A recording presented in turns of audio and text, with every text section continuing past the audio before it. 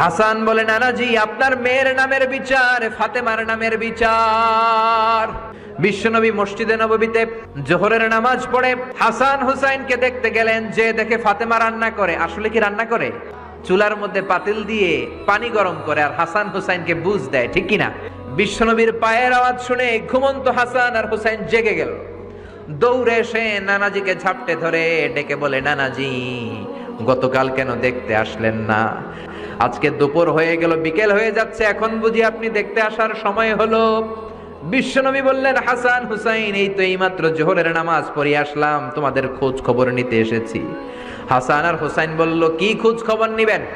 খোঁজ খবর নেওয়ার আগে একটা বিচার করে দেন, বিচার। আপনি তো আহকামুল হাকিমিন। বিশ্বনবী বললেন, কিসের বিচার? হাসান বলে, নানাজি আপনার মেয়ের নামের বিচার। বিশ্বনবী বললেন, ও হাসান, আমার মেয়ে ফাতেমার আবার কি বিচার? কি অপরাধ আমার ফাতেমার?